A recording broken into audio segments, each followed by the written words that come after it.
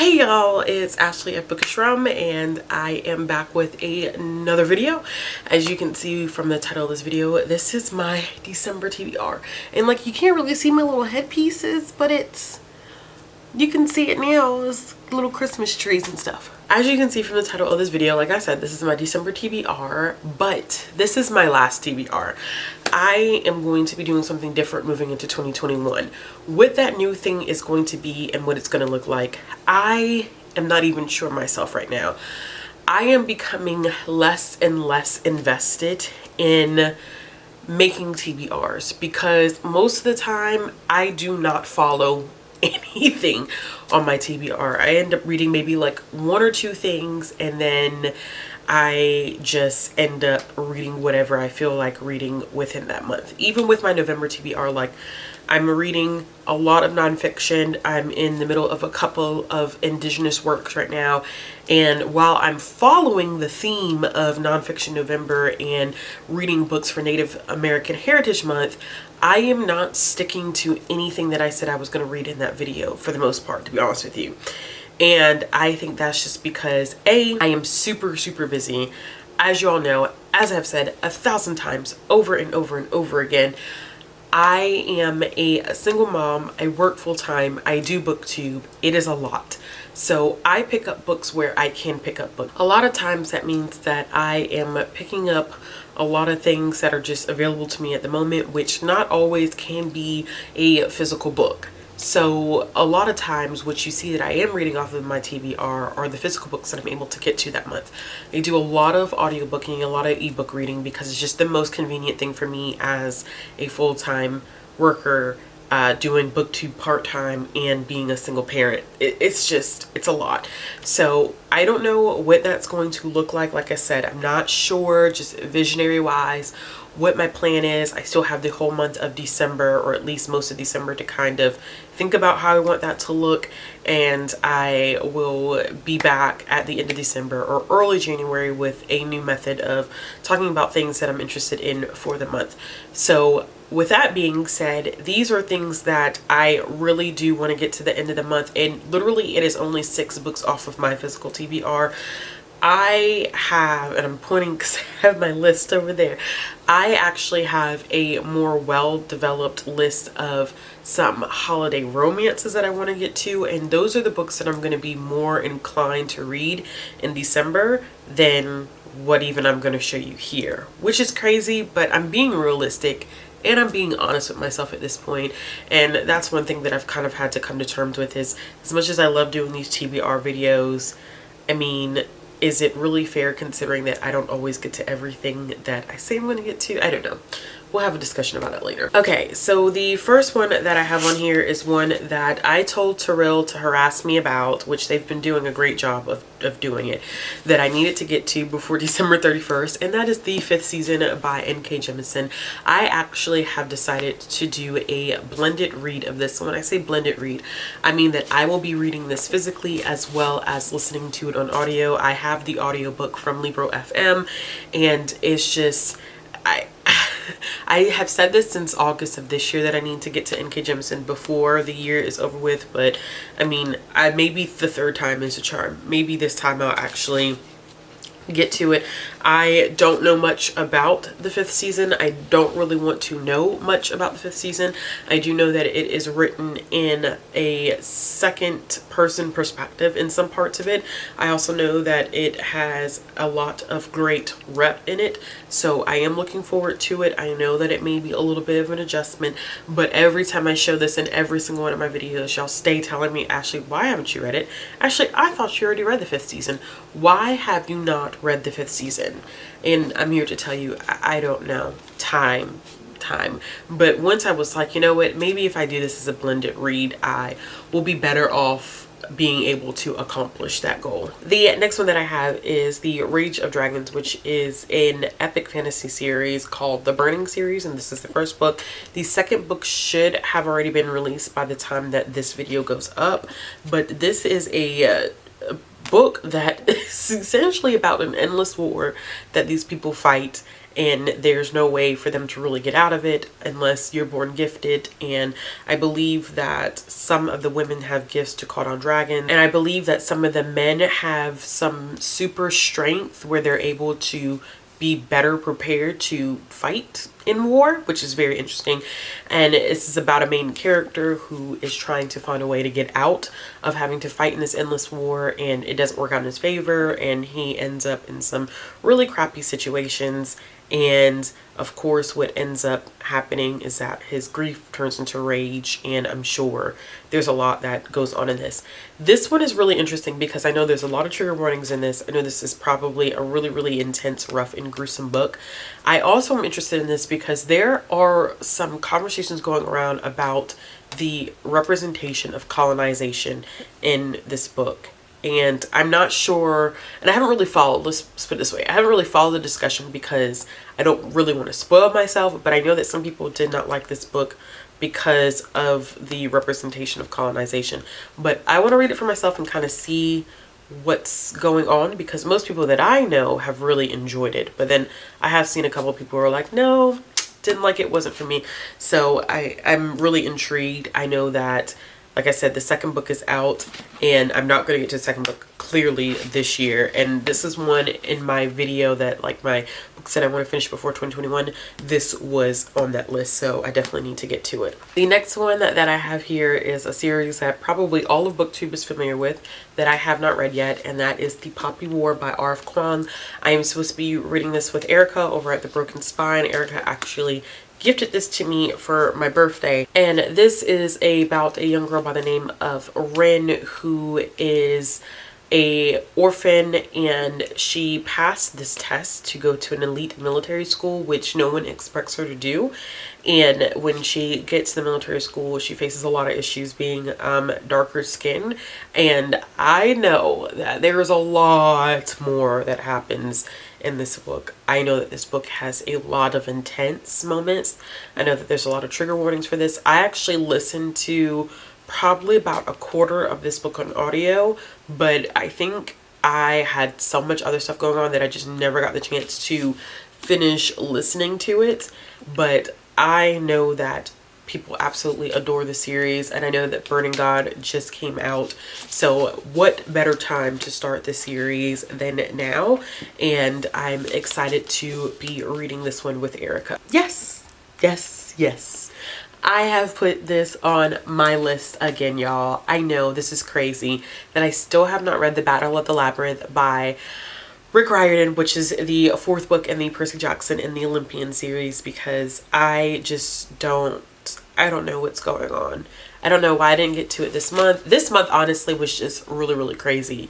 November has been a wild month for me in terms of work, so that's why I did not get to what I really wanted to get to this month. But I know that I really, really need to finish the last two books in the series, because I really, honestly, I really don't want to go into 2021 having not reread the series, because I'm so far behind. The entire 15 books of the Percy world are completely done. We're finished with that. Rick said he's not writing anything else in that world, and I have only read the first 10. And I just need to refresh myself before I jump into the Trials of Apollo, because I think there's quite a bit of things that I definitely have forgotten from this series and Percy Jackson and the Heroes of Olympus. I can't tell you much about this one. I have always loved all of these books, but yeah, this one I think is probably one of my favorites because of the labyrinth aspect of it. The next one that I have here is one that was also on my books that I want to finish before 2021, and this is A Midnight Robber by Nalo Hopkinson. This is one that I started reading, I think maybe in like August, as a buddy read, and then I realized that I was annotating this so much that it was going to take me a longer time. Plus, I think that this is definitely more of a complex novel than, you know, you sit down and you read it in a couple of sittings. I think it's a lot more that you have to work through. And I really wanted to read a Nalo Hopkinson book before 2021. So there's a lot of books that I just really just am dying to read for 2021. I don't want to leave 2020 not having read a Nala Hopkinson book, because there's so much more of Nala's works that I want to explore going into next year. So hopefully it'll happen, y'all. Hopefully it will happen. And the last one that I want to read in the month of December that's off of my physical TBR is These Violent Delights by Chloe Gong. This is a retelling of Romeo and Juliet that takes place in the 1920s in Shanghai. I have seen nothing, like absolutely nothing but wonderful reviews of this, and I believe that the author actually is still an undergrad. Like, makes me think, like, what did I do with my life? But I've read nothing but absolutely wonderful reviews of this book, and I am so excited to pick this up. I know I keep saying it over and over again, but Romeo and Juliet is probably one of my favorite Shakespearean plays. It's definitely not a love story. It's nothing romantic and happy about Romeo and Juliet. And as a matter of fact, Chelsea actually just did a great video on that. I'm going to link that in the card symbol above, about how Romeo and Juliet's not a love story, but it is just one of my favorite tragic plays. It's crazy because every time I read Romeo and Juliet, I'm like, this is going to be different. They're going to make it. They're going to live, but they don't. Clearly they don't. So I'm interested to see how Gong is going to translate the original Shakespearean play into a setting that takes place in the 20s in Shanghai, and it is a rival between, I believe, gang families. So that should be really, really great. Okay, y'all, so the next things that I'm going to be reading, or I'm going to show you a few of, are some holiday romances that I'm looking forward to reading. These are going to be my fix of holiday books. I just binge a whole bunch of Thanksgiving based romances, which was really, really interesting.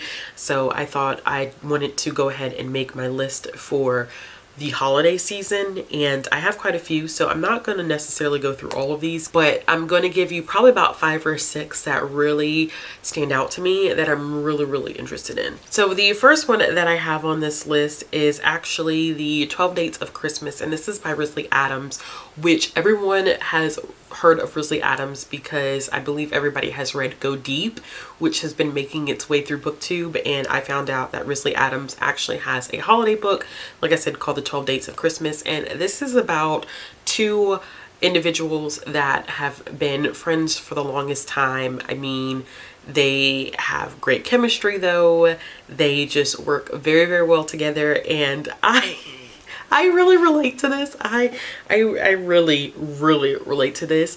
And the male lead, Rashad, wants to convince Zia that they probably would be better off as being more than friends because they have this great chemistry and they get along so great. So what he does is he takes her on 12 dates during the Christmas holidays, and they see if they figure out if they're a good couple or if he can convince her that they're a good couple. Of course, I mean, it's a romance. I'm sure it's going to happen, but I'm excited to see their journey. The next one that I have is from one of my favorite Black indie authors, and that is Nicole Falls, and of course this book is Noelle the First, which is the first book in the Holiday Sister series. So Noelle was actually born on Christmas, and she really, really loved it when she was little, but as she got older, she kind of detached herself from the holiday and really just felt like it was just another day to kind of push through.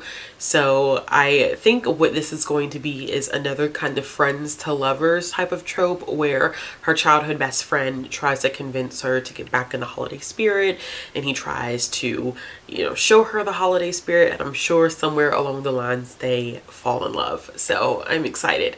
And most of these that I'm actually listing off, I don't know if I've said this. If I did, I'm sorry for the repeat, but most of these are actually novellas. So you're looking at probably anywhere from like 80 to like 150 pages, if that. I think I have a couple on this list, maybe not ones that I'm specifically sharing that are even less than that. The next one that I have is Christmas Kisses, a holiday romance collection, and this is written by Farah Roshan, and I believe I read one book by her earlier this year, unless I am sadly mistaken, which I could be, but I believe I have read one by her this year. And this is a collection of 2 short stories that take place during the holiday season.